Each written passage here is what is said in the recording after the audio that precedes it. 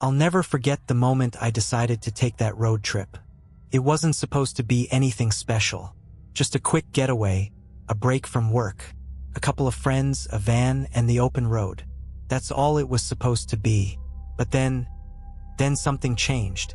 It started in the middle of nowhere, somewhere in Nevada. I'm not even sure which highway we were on, but I remember the emptiness. The vast, endless desert stretching out in all directions. The air was dry, suffocating almost. And that was when I felt it. Something in the air. Felt wrong. My name's Jake, by the way. It's important you know that, because I'm still here to tell you this story. It was around midnight when we pulled off the main road. My friends, Tom, Steve, and Rachel were all asleep in the back. The van was old, making strange noises, but I wasn't really paying attention to that. Something else had caught my attention. A single flicker of light, far ahead in the distance. It was faint, barely noticeable at first, like a candle being blown out and reignited over and over. It didn't make sense. We were in the middle of nowhere. No towns for miles. No streetlights. Just the deep, endless desert. I couldn't stop myself. I had to go toward it. I pulled the van off the road, turning onto a dirt path that seemed to stretch endlessly. My tires crunched over the gravel, the sound echoing in the dead of night. I tried to wake up Tom, but he was in a deep sleep, and I didn't want to disturb him. I figured we were just going to check it out, maybe a campfire or a group of people in the distance. Nothing to be afraid of, right? But as I got closer, the light grew dimmer, like it was fading. And then, suddenly, it went out completely. I slammed on the brakes, but it was too late. The van came to a stop. The only sound now was the thumping of my heart in my chest. I sat there, staring into the darkness. It felt like something was watching me, waiting for me to make a move. Then, without warning, the headlights of the van flickered. I swore I heard something scratching on the roof, like fingernails on metal. I froze.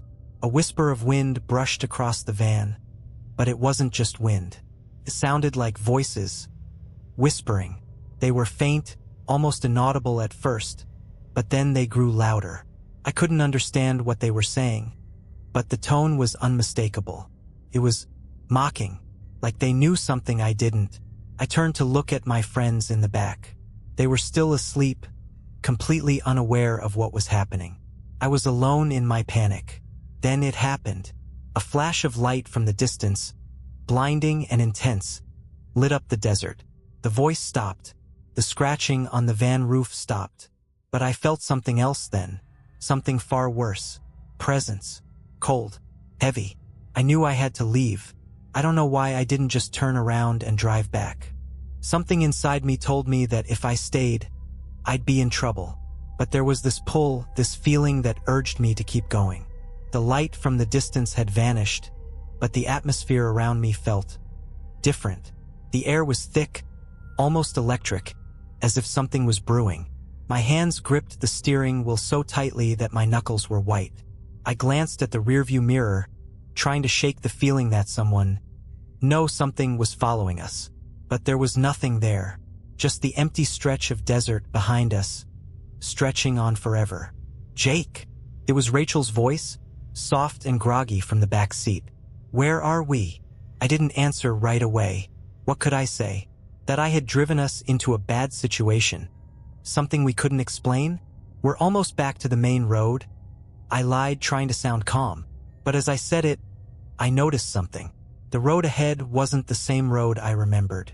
The sand on the edges of the dirt path was darker.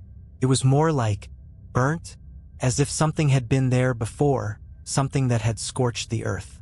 I pressed the gas pedal, but the van's engine stuttered as if struggling to keep going. A low hum began vibrating through the seats, a deep, unnatural hum that made the hairs on the back of my neck stand up. And that's when I saw it.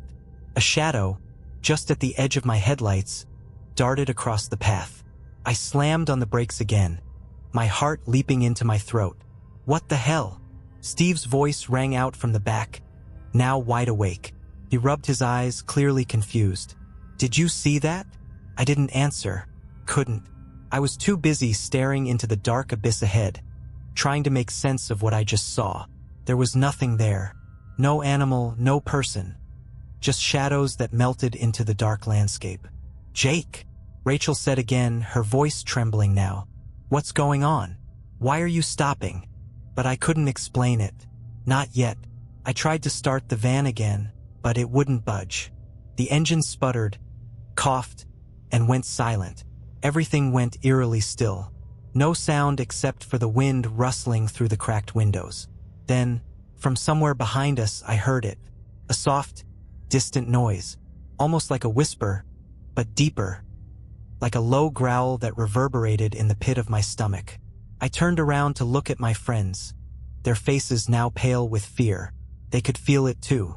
Whatever was out there, whatever was watching us, was getting closer. "We need to go," I said, my voice barely a whisper. But as I reached for the ignition again, I saw something in the rearview mirror. Something I hadn't noticed before. A figure standing just behind the van, barely visible in the dim light. It was tall, its outline barely distinguishable against the dark desert backdrop. But I could feel it. It was watching us. I froze. Tom leaned forward, trying to get a better look. "What is that?" I wanted to tell him to stop, but my body wouldn't move. The figure didn't make a sound, didn't shift, didn't even breathe. But somehow I knew it wasn't human. Then the air around us grew colder. I could see my breath now, fogging up the front windshield. "Jake, I don't like this," Rachel whispered, her voice breaking. "We need to get out of here now." But the engine wouldn't start. The figure wasn't moving either. It was just standing there, still as death itself. And that's when I heard the voice again. This time it wasn't a whisper. It was clear, direct.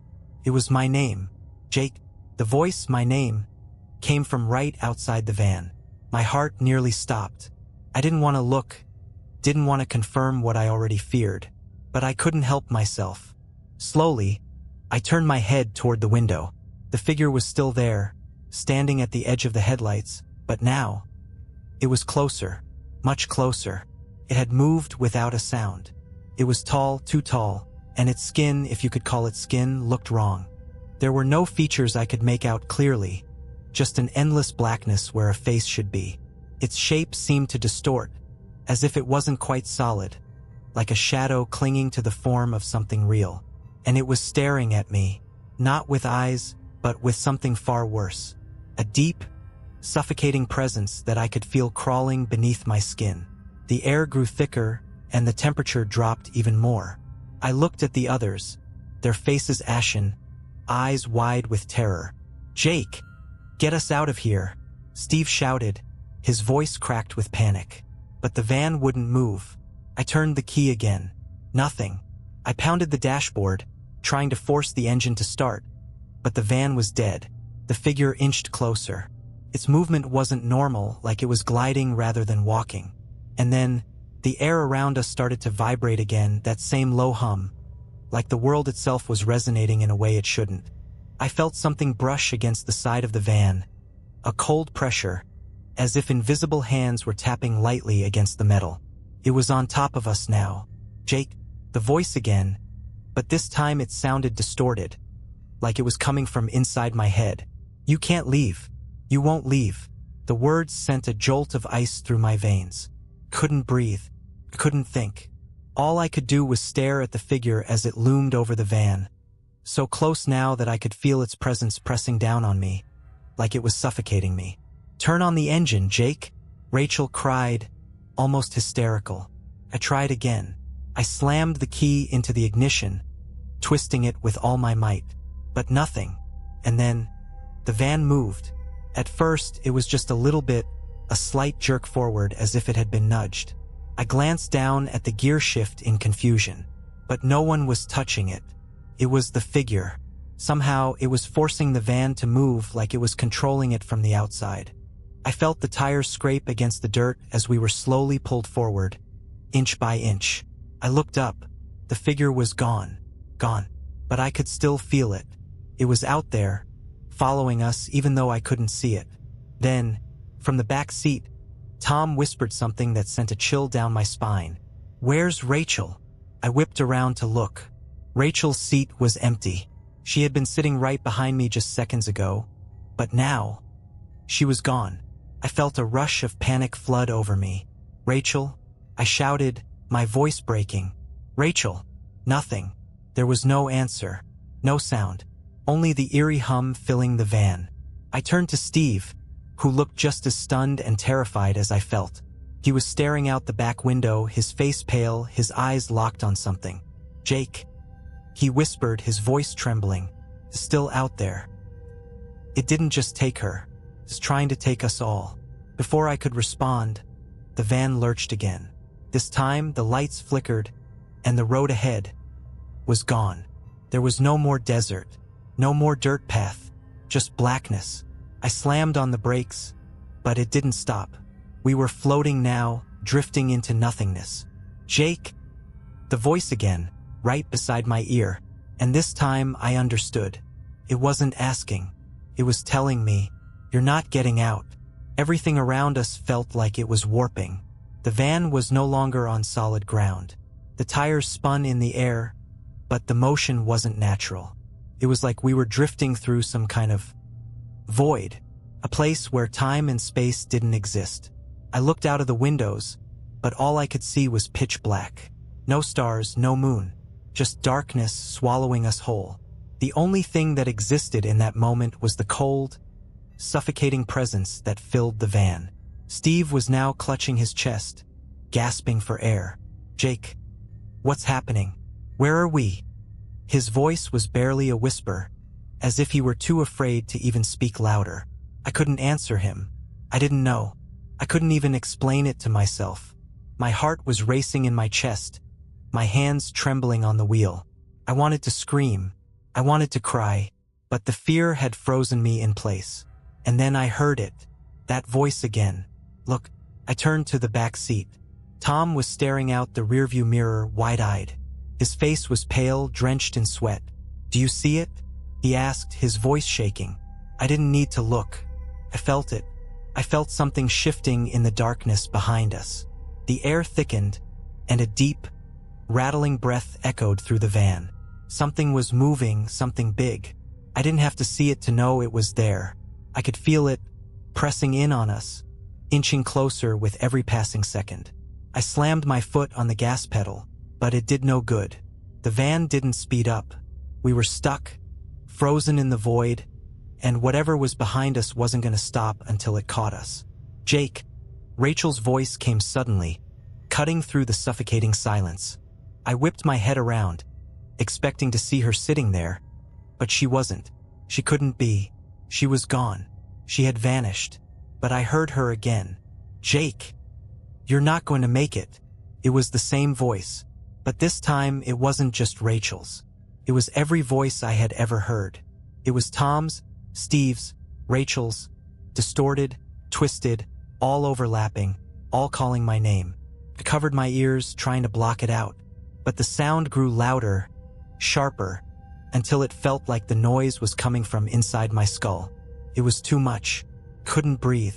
That's when the figure reappeared. I could feel it again, right in front of us, but this time it wasn't just a shadow. It was a shape, presence. Its form was towering over the van, its limbs stretching out in ways that defied all logic. I could see it clearer now, its silhouette against the endless black void. It had no face, no eyes, but I could feel its gaze. I could feel it watching me. "Jake!" The voice again, only this time it wasn't speaking through the air. It was inside my head, a soft whisper that echoed through my thoughts. "I'm not letting you leave. Not this time." I couldn't move. My body was paralyzed with fear. I couldn't speak, couldn't breathe, and then I saw something else. Something in the darkness moving closer. It wasn't just the figure now. There were more shapes, dark forms crawling toward us from the edges of the void.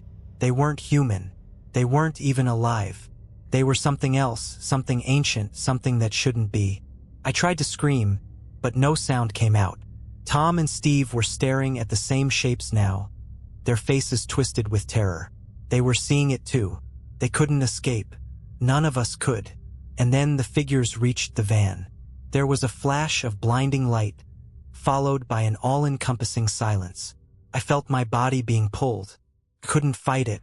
Someone was dragging me, pulling me toward the dark shapes. And then it all went black. When I opened my eyes, everything had changed. I wasn't in the van anymore.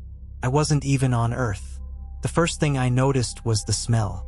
It wasn't the dry, dusty desert air anymore. This was something worse, something decayed. The air was thick with rot, heavy like a blanket pressing down on me. I tried to move, but my body felt wrong, like I wasn't quite connected to it, like I was floating above myself, watching everything happen but unable to control it. I looked around. I was standing in a vast, empty expanse, gray, barren, and featureless. The ground was cracked and lifeless, like it had been scorched by some ancient force. The sky above me was a swirling mass of darkness, flickering with strange, erratic lights that didn't resemble stars or anything familiar. I looked down at my hands. They were pale, trembling, and my skin felt thinner, like it had been stretched too far. Where am I?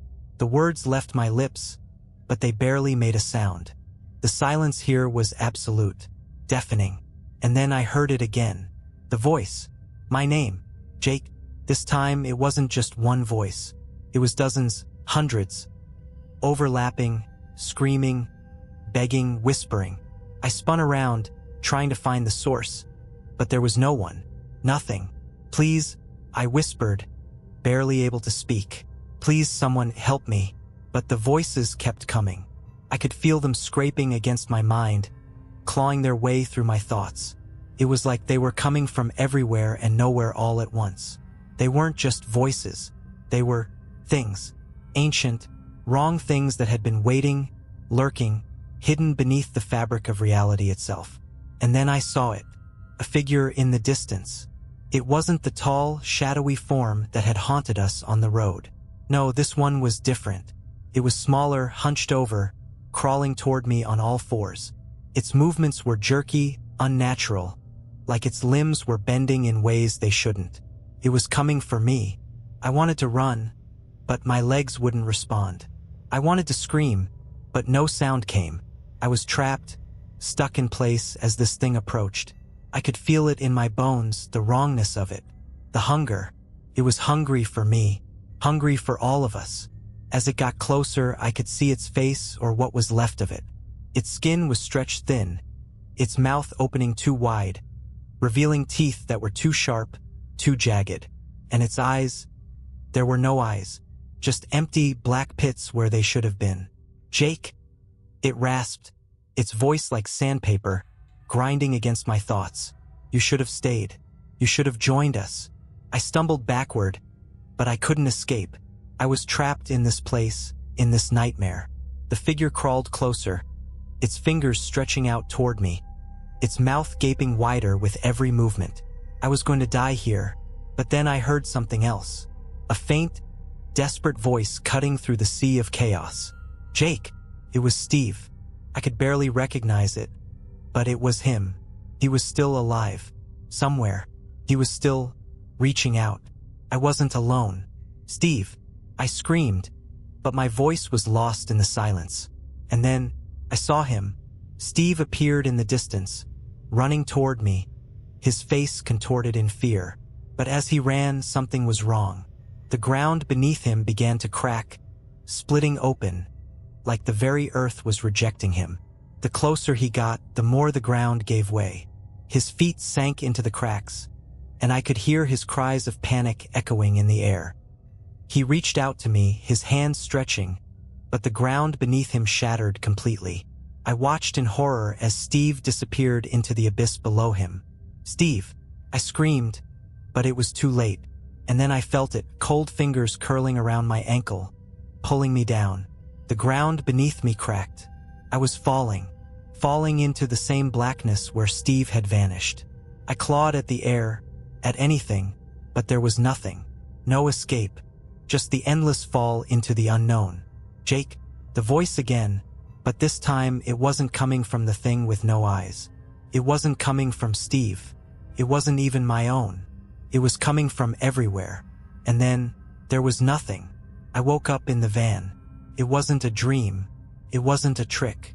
The van, the desert, the dark figures, they were all real.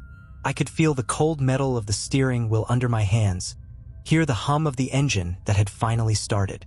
But there was something terribly wrong. I looked around. Tom, Steve, Rachel.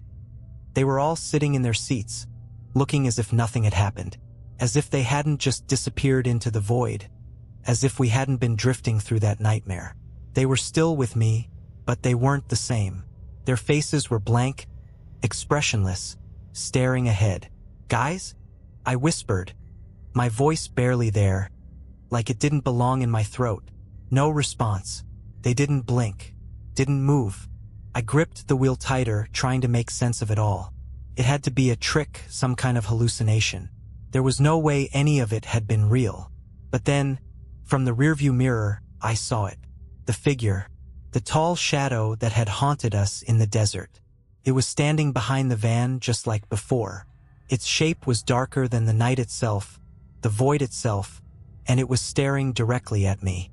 Couldn't look away, couldn't turn my head, but I knew it was there. I felt its presence like a weight on my chest, crushing the air out of my lungs. And then the voice. "Jake." I didn't scream this time. There was no need. I was too far gone. The thing with no face, the shadow that had followed us all the way here, whispered once more. But this time it wasn't a question. It wasn't a command. It was a promise. "You'll never leave. You'll never be free." I glanced at my friends. They were still staring ahead, unblinking, unseeing. They weren't alive anymore. I could feel it. They were something else, like vessels, like they were waiting for something to happen, waiting for it to finally end. And then, slowly, I understood. This wasn't a road trip. This wasn't a test of fear. It wasn't some kind of twisted hallucination or nightmare.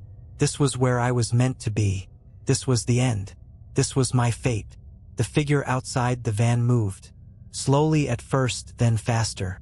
Its form flickered, distorting like it was stretching itself, twisting through the air. And in the back seat, I saw it, the last thing I would ever see. Rachel's face, twisted, not in fear, but in welcome. Her lips curled into a smile, and her eyes, those empty eyes, locked onto mine. And in that moment, I knew what I had to do. I had to join them. I wasn't escaping. None of us were. The road had brought us here, but we were trapped in a place that wasn't a road at all. We had crossed into something else, something eternal. And then, without even thinking, I opened the door. The cold, lifeless wind swept through the van as I stepped out onto the cracked earth, and the figure was there. It reached out to me with long, twisted fingers. I didn't fight it. I let it pull me into the void. And as I felt myself being consumed by the dark, the last thing I heard was the voice once again. "Welcome home, Jake."